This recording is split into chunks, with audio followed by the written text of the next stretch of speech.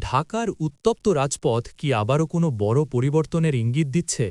২০৯ সিটের পাহাড়সম মেজরিটি নিয়েও কেন চরম অস্বস্তিতে ক্ষমতাসীন দল জামায়াতের বিশাল জনসমুদ্র আর নাহিদ ইসলামের একটিমাত্র আহ্বান সব মিলিয়ে কি এক নতুন রাজনৈতিক সুনামির মুখে বাংলাদেশ যেখানে খোদ শান্তিতে নোবেলজয়ী ড মুহাম্মদ ইউনূসের নাম জড়িয়ে তৈরি হচ্ছে এক রহস্যময় মাস্টার প্ল্যান পর্দার আড়ালে আসলে কি ঘটছে শনিবার ঢাকার রাজপথ দেখল এক অভাবনীয় দৃশ্য বাইতুল মুকাররম থেকে পল্টন মোড় পর্যন্ত বিস্তৃত জনসমুদ্রে যেন তিল ধারণের ঠাঁই ছিল না বিএনপি সরকারের জুলাই জাতীয় সনদ ও গণভোট বিরোধী অবস্থানের প্রতিবাদে রাজপথে নামে ১১ দলীয় ঐক্যজোট রাজনৈতিক বিশ্লেষকদের মতে কেবল জামায়াতে ইসলামীর ঢাকা মহানগরীর দুটি শাখা থেকেই এদিন অন্তত ১ লাখ নেতাকর্মী অংশ নেয় যা বর্তমান সরকারের জন্য এক চরম সতর্কবার্তা সমাবেশে নেতারা স্পষ্ট হুঁশিয়ারি দিয়েছেন যে শহীদদের রক্তের ওপর দাঁড়িয়ে ক্ষমতায় বসে এখন জুলাই স্পিরিটের সাথে বেইমানি করা হচ্ছে পতিত স্বৈরাচারের সংবিধান আঁকড়ে ধরে ক্ষমতা কুক্ষিগত করার যে কোনো চেষ্টা সফল হতে দেওয়া হবে না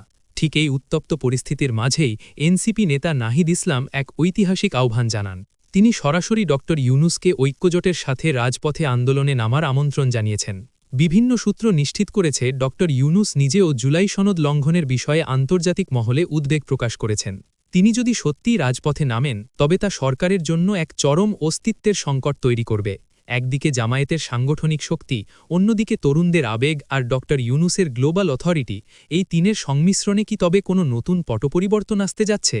৫ই অগাস্টের পরবর্তী বাংলাদেশে ক্ষমতার সমীকরণ এখন কোন দিকে মোড় নেয় সেটি এখন দেখার বিষয়